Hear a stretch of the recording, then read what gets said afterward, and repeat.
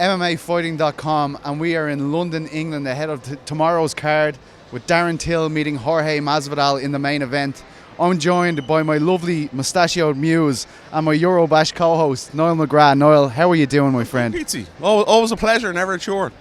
It's been quite a week. It's been very busy for us, of course, with everything that's going down. But what did you think of those final weigh-ins today, those final stare-downs? Quite intense there for some of them, but there seems to be a lot of respect between Masvidal and Till, what we're not really expecting here. Usually when we see Till, he's right in his opponent's face. We didn't really see that today. I think across the board we've seen that, even with Marcia Casey and Joseph Duffy. Mark's normally, in your face, slaps the hands out at the weigh-ins. But Darren Till as well, I've noticed that all week in the build-up to this fight, that Darren is very cool, calm and calculated. It's we're not used to seeing that from Darren, so maybe it is that learning curve from the Woodley fight and he's just changed up the mentality. It's very, very interesting to me. One thing you said to Darren at yesterday's media day was this kind of a career-defining moment for him because he's coming off that loss. He's been very hard on himself. Every time he's talked about it, he said he'll never live that loss down. Do you feel like that's something that is playing on his mind ahead of this? Could that affect him in tomorrow's main event? Yeah, I think so. For me, it's always how these guys bounce back from big defeats, and that's a big defeat for Darren. I think the first loss of his career as well. He's drawn a fight against Nicholas Dalby. But that is, and for any fighter, I think it is the way you bounce back, how you change up the mindset. And maybe it's a little bit of a risk that Darren has changed up his mindset. He said he wasn't focused or hungry in that fight, which was very, very strange. So I expect a very, very different Darren Till tomorrow night and fight night, but I think he's going to be ready for this. This is a cracking fight, but Jorge Masvidal was cool as well. So they're both very respectful. So it's just a little bit odd, the two guys that were so used to totally trash talking, being so respectful to one another. Yeah, and one thing I've noticed from just talking to fans around this, they seem to be underestimating Jorge Masvidal quite a lot. They seem to think that Darren's going to come in here and just run it, just go through him. What do you think of that? I think it's a very competitive fight, especially given the fact that Darren's coming off that loss. Yeah, we spoke about it last week. There's big hype here for Darren, there's big expectations, but Jorge Masvidal, such a technically clever, good boxer, great up against the cage with his dirty boxing. And if he can, sort of get inside, not let Darren get off and get his range, he's a big, big chance in this fight. And we might even see a little bit of wrestling from him, obviously from ATT as well, So it's a very, very dangerous fight for Darren Till, and I think Darren needs to come out and be explosive in the first couple of rounds and dynamic, change up his stance and use his kickboxing, because we know how, he has that touch of death, as you like to say, in his hands. But listen, never write off a guy like Gamebred. Jorge Masvidal, absolutely fantastic. Ben Askren's come in here. He said a lot today. He had the London crowd in tears of laughter. Some of them obviously hate him, but I actually think he won a lot of people over towards the end. It's interesting to see with Leon and Gunny in that co-main event. Gunny and Leon presume that whoever wins their fight will be getting the winner of the main event. Ben shows up.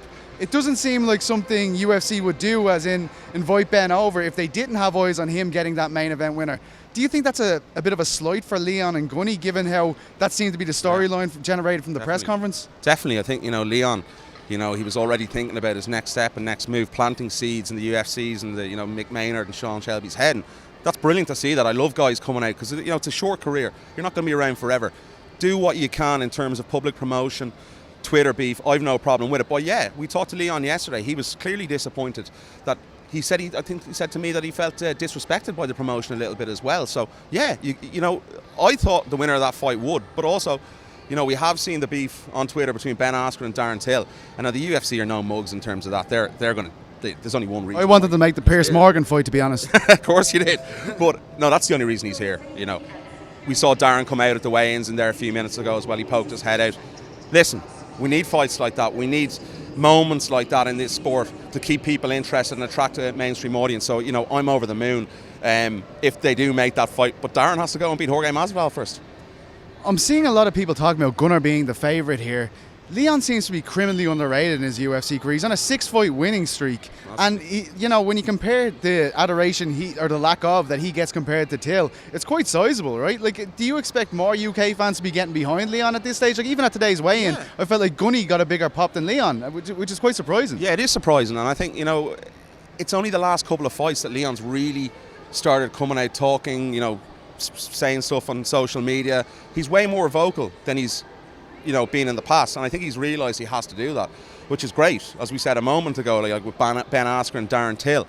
But yeah, he probably hasn't got the respect he deserves, because the guy is an absolute killer. He's gone and main evented and beat Cowboy Cerrone dominantly over 5 rounds.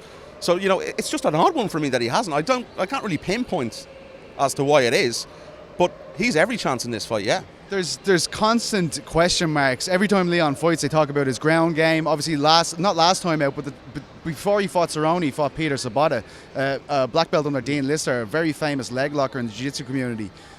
Gunny again is going to pose some serious questions of him on the ground, right? Do you think that's where Gunny's route one is? Yeah, get him 100%. to the ground and get the submissions? 100%. I think Gunnar, you know, he likes to sit off on the first round, change that karate stance, mix it up a little bit. Karate, yeah. Karate, yeah. Sorry. Very fancy, very fancy. Peter always ripping my pronunciation, but yeah, I think, you know, for Leon, and I said this to you last week on the Eurobash, that I think Leon needs to win this fight early in the first round or two. If he lets Gunny settle into the fight, Gunny will ultimately get the fight to the ground and submit him. So I'm expecting Leon Edwards to come out and swing for the fences here in the first round, not let Gunnar Nelson settle, and that's going to be crucial to the outcome of this bout, I believe. One thing Leon does very well is he stays active. He keeps peppering guys with shots. We saw it against Cerrone. If people want to stand back and try to be tentative against him, he takes advantage of those moments. And we know that Gunnar has been like that in the past. I feel like that's the biggest risk for Gunnar in this fight. Yeah, I think like the Santiago fight in Glasgow, you know, obviously the eye pokes came into effect, but that's sort of huge. Yeah, you know, but that sort of performance, Gunnar cannot let Leon Edwards get inside and get that quick and land shots on him, because it's going to be big problems. We've seen, you know, Leon's power in the past, and it's very interesting fight, and I think the first round is going to be crucial for the further dynamics of what's going to happen in the fight, and, you know, eventually the outcome of the fight.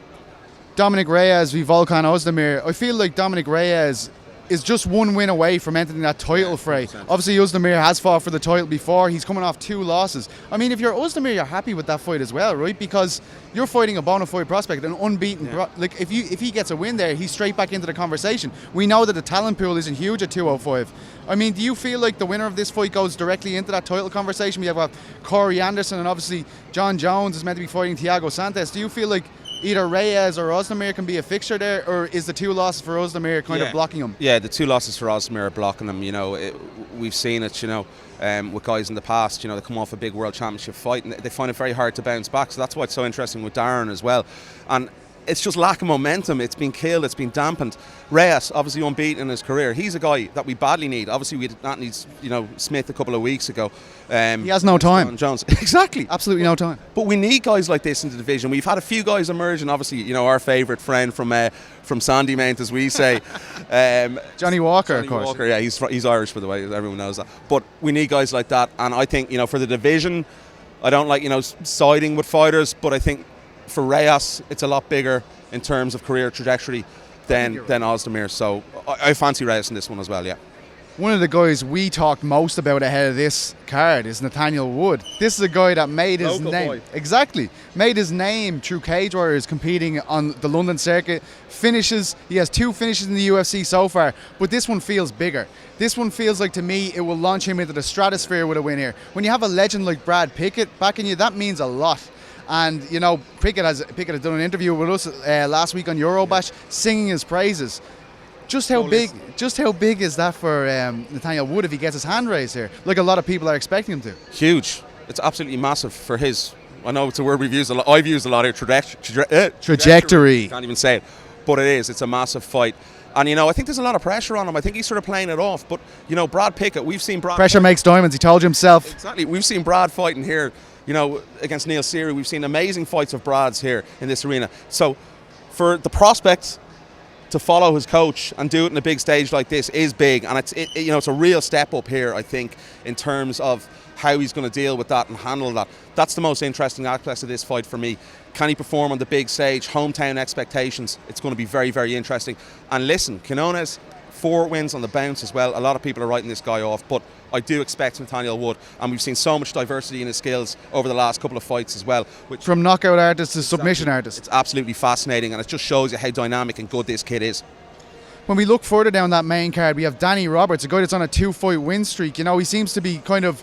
He's kind of lit a fire under himself in his last 2 performances. He looked fantastic against David Zawada, even getting that split decision. Zawada, for those of you who don't know, who was a great KSW fighter before he got that short notice call up to Hamburg. But Claudio Silva, Claudio Silva is a guy that's submitting everyone. I mean, he has a victory over Leon Edwards. Yeah. He goes missing for nearly 4 years, shows up, submits Nordin Talib in UFC Liverpool. He's back again this time. A lot of people sleeping on Claudio Silva. Do you see a potential banana skin here? Yeah, Claudio's a bloody good fighter. He seems to like doing this, right? You know what I mean? And it's, it's been tough, obviously, with the lack of fight time. I think it was what we said, 4 years between fights. He's a guy, I think we were there when he beat Brad Scott. Yes. Fantastic performance. He's a guy that, if he can just get that momentum together, again, he can make a push for that title and he can get up there. But it's going to be very interesting, this fight. But listen, Danny's a great fighter as well. He's bounced back so well since that loss at UFC Manchester. It was a tough night for Mike Perry. So he's got it back together. He's going again. Really, really good fighter. Really strong all around the place. So it's an interesting one for me, what I think Claudio Silva could sneak this one. Yeah, I mean, you can't sleep on the guy, as I said. Opening that main card, the King of Wales is up for grabs between John Phillips. That's what he said. He told me that they're fighting for the King of Wales. John Phillips v. Jack Marshman, who came in heavy today, missed weight by 2 pounds. 20% of his purse is going to John Phillips. John Phillips is one of the best characters on the European scene. It has not gone well for him. I mean, he's 0-2 in the UFC. There's a lot of pressure coming on him. Bama champ v. Cage Warriors champ. Who do you have for this one? I don't know. It's a very tough fight. It is tough, and it's going to be interesting. Obviously, we have to stop saying interesting. It is, but it is. It's a good fight. Captivating. Listen, it's fascinating to see if we can see the John Phillips we knew from Bama. We haven't seen that in the UFC, and admittedly even said yesterday that he's been very unsatisfied with his performances. He hasn't translated that from the European scene into the UFC. We know what Marshman sort of fights he's been in, absolute barn burners. He's never in a boring fight. So I'm expecting that. I'm expecting an absolute war. But I think the difference in this fight is going to be John Phillips' power. I think we're going to see it tomorrow night. He seems to be, he told me he's trying to get more aggressive, and it's harder for him now because he knows Jack so well. So it's interesting. He said the first couple of times in the UFC he's kind of just happy to be there and meeting his opponents. A whole new world. He believes he can have that extra pep in his step and get the KO win. But I mean, it's a fascinating clash of styles, as you said. We don't have time to look through everything on the preliminary card. Ireland are playing Wales tomorrow as well. Okay. We don't have time to look through everything on the preliminary card, but one fight that's been sticking out to us over the last number of weeks is Mark Casey versus Ireland's own Joe Duffy. I mean, this is a huge fight. It kind of floated on the radar because it was matched so late. Stevie Ray, of course, was supposed to fight Mark first of all. Now it's Joe v. Mark. Mark is on a three-fight losing skid. I mean, how important is this victory for him? Mark needs to win, and I think he admitted to us a couple of weeks ago that it's really a loser leaves town. Well, not a loser leaves. Sorry, if he loses, he leaves the UFC. That'd be 4 on the bounce. But for Joseph as well, it's a massive fight for him. He hasn't fought in some time. He had the shoulder torn labrum in his shoulder, then he had the rib injury. Joe has been chomping at the bit to get back in there.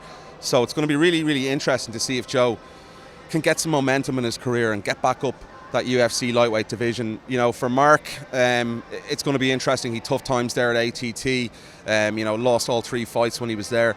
So, he didn't bounce back particularly well from the first loss of his career. And that's why we always say it, myself and yourself, that it's so interesting to see how guys do that. I'm not sure this is the right fight for Mark. I think Joseph Duffy is too good technically with his boxing and his ground game here. I don't think Mark's going to be able to beat Joseph Duffy. But when you think about it, Mark was known for his wrestling ability when he was coming up on the scene. I think that's something he might go for again when he looks at the likes of Dustin Poirier against Joe, how he had success like that. I think he has to, because he does have one punch knockout power. But you said there, the wrestling he does. He's fantastic wrestling. But Joseph Duffy's a pro boxer, former pro boxer. His hands are better. Technically, Joe is so good on the feet. I think Mark's going to look for the wrestling here. There's so many good fights in this preliminary card. There's Tom Breeze v Ian Heinisch. Ian Heinisch, a captivating story, was in a Spanish prison for a long time. Now he's out. He's on a tear in the UFC. He beat and the initial opponent for Tom Breeze, Cesar Muchanch, in his first fight. So in his last fight. So I mean, what does this? Sorry, is that your sleeper fight? I think it's a brilliant fight, yeah. And I mean, Tom Breeze at middleweight, we've only seen him once, but he looks like an absolute unit. Even when you look at him kind of facing off there, he's absolutely gigantic. So I mean, I think people are sleeping on Heinisch as well, because I mean, it might be even a harder fight than he had, considering that he has the win over Cesar. So I mean, how do you see this one going? 50 G's for Breeze, innit? His famous catchphrase from back in the day. I think Tom, I've been fascinated by watching this guy's career.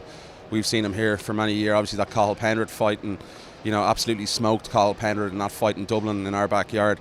That was really, for me, sort of the coming out, him showing the world what he is capable of. And, he's had a few injuries as well, obviously the knee and things like that. But I just think Tom's going to have too much. Brazilian Jiu-Jitsu black belt now as well. So good on the ground, so dynamic on the feet. Heinisch is an excellent fighter, but I think it's going to be good for the Englishman here, the Brummie. Exactly. There's a lot. I mean, Danny Henry v Danny Oig, can't wait for that one. There's also one of the people that we talked to in the lead up to this fight is Molly McCann. Yeah. What a fantastic fan favourite that woman is. I mean, she talked about so openly about a battle with anxiety, how crippling that first loss under the UFC banner has been. Priscilla Cachoeira also had a very, very tough defeat in her debut against Shevchenko.